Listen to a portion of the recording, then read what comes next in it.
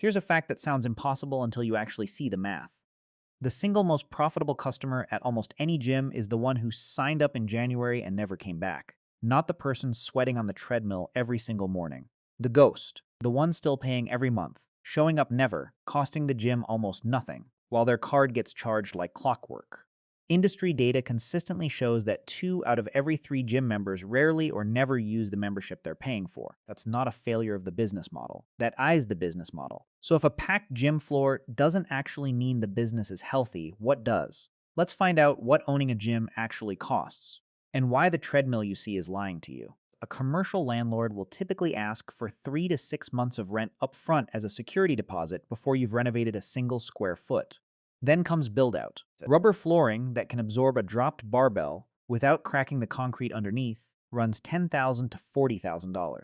Locker rooms and showers with proper drainage and moisture-resistant materials add another $10,000 to $50,000. Then there's the cost almost nobody budgets for correctly: air. Building code requires roughly 20 cubic feet of fresh air per minute per person exercising in the room.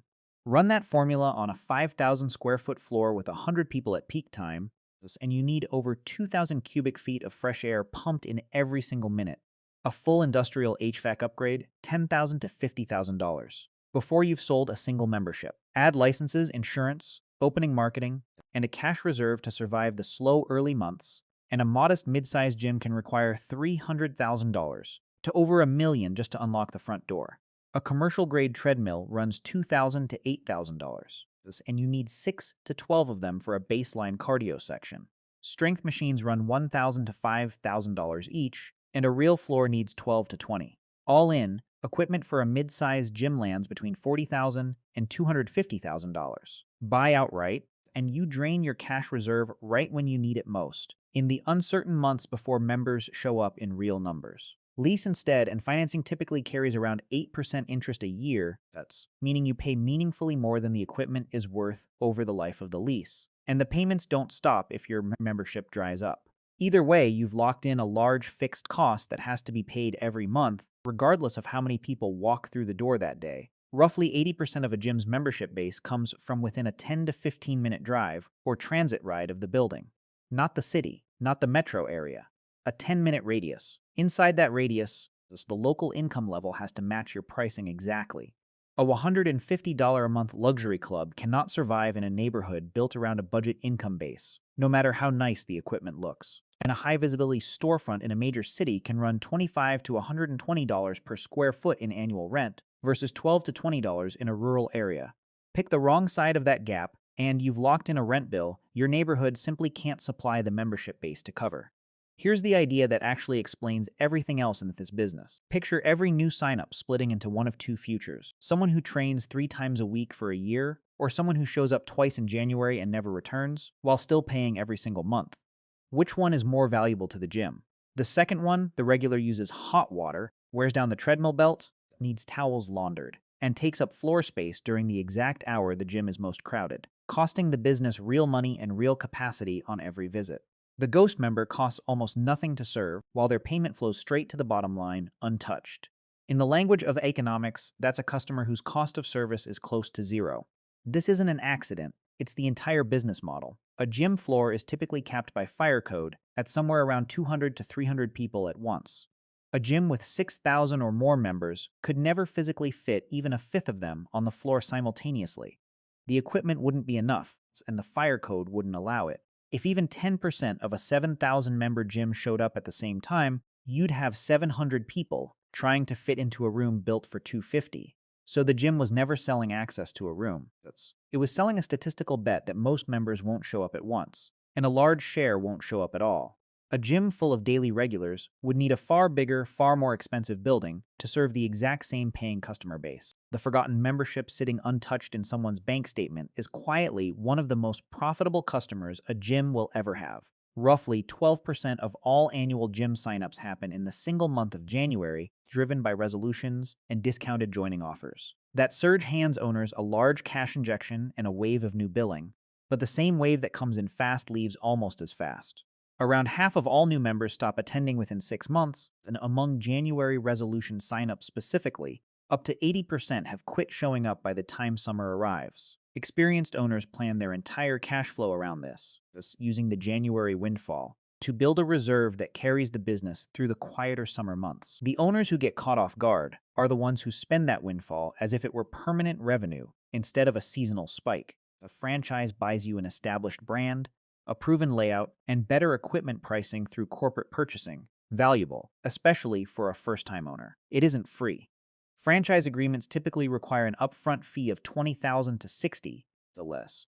Dollars, an ongoing royalty of 5 to 10% of gross revenue every month, forever, plus another 2% into a shared marketing fund. An independent owner keeps every dollar the business generates. A franchise owner permanently shares a slice of the top line in exchange for brand recognition, worth it only if the extra membership volume that brand attracts is large enough to cover what you're handing back every single month. Gyms know exactly how the ghost member math works, which is why canceling is almost never as easy as signing up.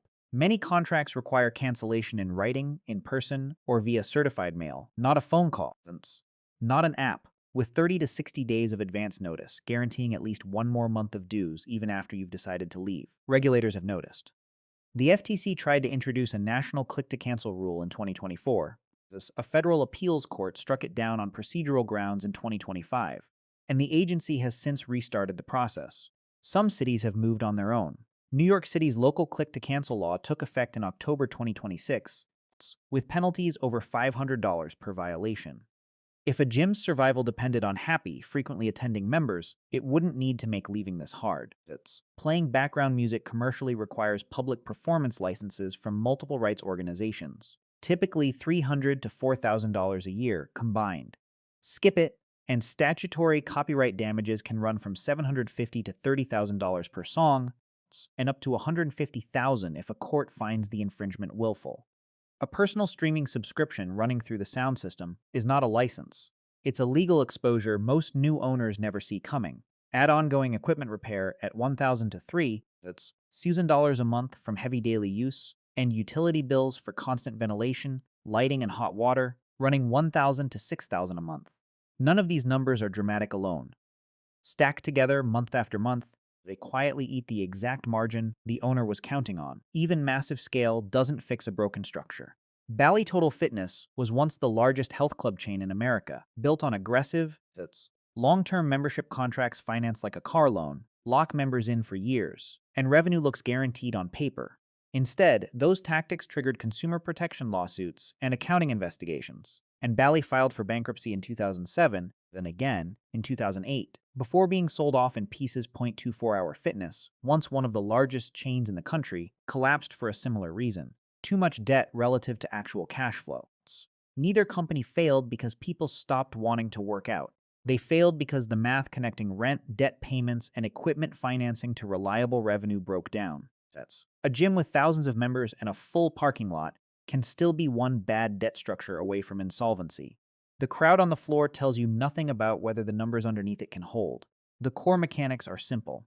It's monthly dues times members minus fixed costs. A gym with $30,000 in monthly fixed costs, charging an average of $89 a member, needs roughly 337 paying members just to break even. Past that number, additional members are almost pure profit, since an inactive member costs almost nothing to serve. But new gyms rarely hit that number on day one.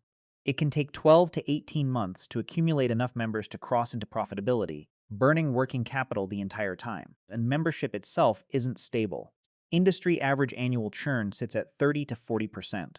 A 500-member gym losing 5% a month has to acquire roughly 300 new members over the year just to stay exactly where it started. That's not growth. That's running in place, a trainer working purely one-on-one, at roughly $80 a session and capped near 25 sessions a week to avoid burnout. Tops out around $100,000 a year, a hard ceiling, because there are only so many hours in a day. Semi-private training breaks that ceiling. 4 clients at $40 each brings in $160 for that same single hour, nearly double the rate, while each client individually pays less. The gym doesn't keep it all. Trainers typically take a 30 to 50% commission, but across a full roster, personal training runs far more profitable per hour than a basic membership ever could. One dedicated training client can be worth dozens of members who never use their card. In the optimistic scenario, you pick the right neighborhood, hit your break-even membership count on schedule, kept churn on the low end, and built a real personal training program. A mid-size independent gym under those conditions can generate $500,000 to $1.5 million a year at a 10 to 20% net margin. An owner take-home of roughly $70,000 to $180,000 a year, genuinely solid. In the realistic scenario, nothing exotic goes wrong. Just the normal risks of this exact business. Churn runs at the high end instead of the low end.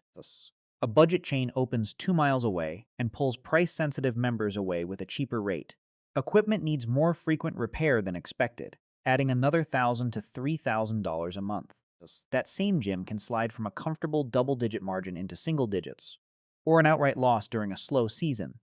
A swing that can top $100,000 in a single year, with no fire, no scandal, no single dramatic event. It's just a slightly higher cancellation rate and a slightly heavier repair bill, compounding quietly until the number at the bottom of the spreadsheet looks nothing like the plan. So, if you're picturing yourself owning a gym, picture the right thing. It was never really about how many people you can get to sign up. It's about how well the business can survive on the people who stop showing up. Because in this industry, that's not the failure mode. That's the plan.